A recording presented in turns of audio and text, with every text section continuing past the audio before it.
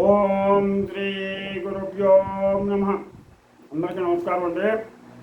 ఈరోజు మనం ఐశ్వర్య యోగం అమ్మవారి యొక్క లలితా అమ్మవారి యొక్క 9వ నామం గురించి తెలుసుకుందాం. దాని ఫలితం గురించి కూడా తెలుసుకుందాం. ముందుగా గణేశ ప్రార్థన. శుక్లాంబరధరం విష్ణు శశివర్ణం చతుర్భుజం ప్రసన్నవదనం ధ్యాయే సర్వవిఘ్నోపశాంతయే. గురుబ్రహ్మ గురుర్విష్ణు గురుర్దేవో మహేశ్వరః గురు సాక్షాత్ పరబ్రహ్మ తస్మై శ్రీ గురవే నమః. హరి ఓం. ఓం ఐం హ్రీం శ్రీం శ్రీ మాత్రే నమః. ఓం ఐం హ్రీం శ్రీం శ్రీ మాత్రే నమః. ఓం ఐం హ్రీం శ్రీం శ్రీ మాత్రే నమః. హరి ఓం. అమ్మవారి యొక్క ఐశ్వర్య యోగంలో లలితా అమ్మవారి యొక్క 9వ నామం ఓం క్రోధాకారాంకుశోజ్వలాయై నమః. ఓం క్రోధాకారాంకుశోజ్వలాయై నమః. ఓం క్రోధాకారాంకుశోజ్వలాయై నమః. ఓం ఐం హ్రీం శ్రీం ఓం క్రోధాకారాంకుశోజ్వలాయై నమః. ఓం ఐం హ్రీం శ్రీం ఓం క్రోధాకారాంకుశోజ్వలాయై నమః. ఇలాగ అమ్మవారి యొక్క నామాన్ని మనం శ్రవణం చేసిన అలాగే పఠనం చేసిన మనకి అనేకమైనటువంటి శక్తులు మనకి లభిస్తాయి. అమ్మవారు అంకుశాన్ని ధరించింది ఒక తేనుకు చేతిలో. ఆ అంకుశం ఏంటి? ఎందుకంటే మదపు తేనుకను అదుపులో పెట్టడానికి కఠినమైనటువంటి ఇనుముతో తయారు చేసినటువంటి ఒక చిన్న స్థూలం లాంటి వస్తువు అంకుశం. కాకపోతే అమ్మవారి చేతిలో అంకుశం క్రోధాకారం. ఈ క్రోధాకారం కోపంలో అంకుశమైంది. ఈ కోపంలో అంకుశమైంది. ఎందువల్ల క్రోధాకార అంకుశం ధరించింది అంటే అమ్మవారు స్వయంగా చెప్పింది. హైగ్రీవునకు నాస్తిక మార్గంలో ప్రయాణించే వారిని, పాషండులను, పరమ పాపాత్ములను అదుపులో పెట్టడానికి అమ్మవారు క్రోధాన్ని ఆవేశింపచేసుకుంటుంది.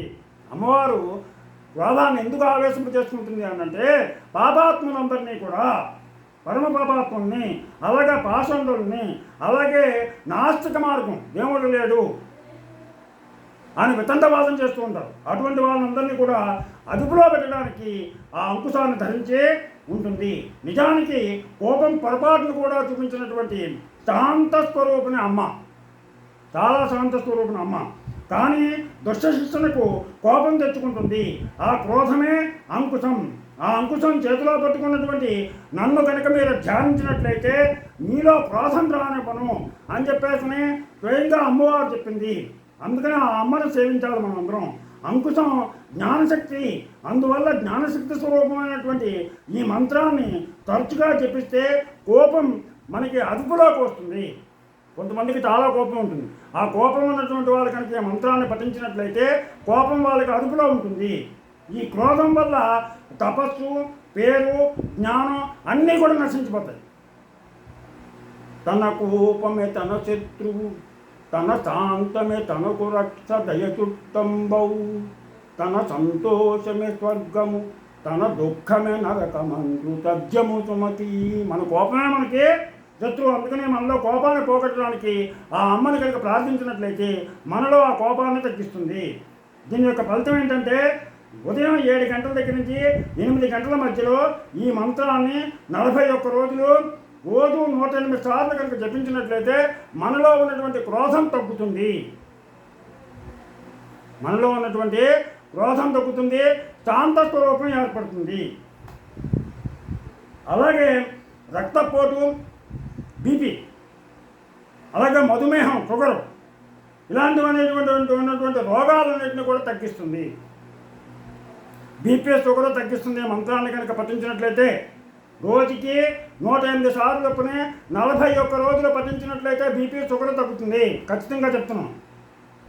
ఈ రోగాలు తొలగడానికి అమ్మవారి ఆలయంలో 27 ప్రదక్షిణాలు చేయాలి. బీపీ, షుగర్ రెండు కూడా తగ్గుతాయి. అలాగే ప్రదక్షిణ సమయంలో లెక్క లేకుండా ఈ మంత్రాన్ని లోపల చెప్పిస్తూ 90 రోజుల పాటు ఈ ప్రదక్షిణ చేయాలి. అలా చేసినట్లయితే బీపీ కానీ షుగర్ కానీ లేకుండా తగ్గిపోతాయి, రోగాలు సమూలంగా నశిస్తాయి. ప్రయాణ కాలంలో ఈ మంత్రాన్ని ఇంత అనేటువంటి సంఖ్యా నిర్దేశం లేకుండా చెప్పిస్తే ప్రయాణంలో ఏ అనారోగ్యం కూడా మన చెంతకి రాదు. ఈ మంత్రం జ్ఞానశక్తిని కూడా పెంచుతుంది. దీన్ని పగటిపూట చేస్తే ఫలితం అధికంగా ఉంటుంది. దీన్ని పగటిపూట కనుక చేసినట్లయితే మనకి ఫలితం ఎక్కువ ఉంటుంది. అందుకని ఈ మంత్రాన్ని ప్రతి ఒక్కరిలో పఠించి ఆ అమ్మవారి యొక్క లలితా అమ్మవారి యొక్క కృపా కటాక్ష వీక్షణాలకు మీరు పాత్రలు అవుతారని ఆశిస్తూ, మీకు నా ఛానల్ కనుక నచ్చినట్లయితే సబ్స్క్రైబ్ చేయండి, అలాగే లైక్ చేయమని కోరుతూ మీ రాపాక వెంకట ప్రభాకర్.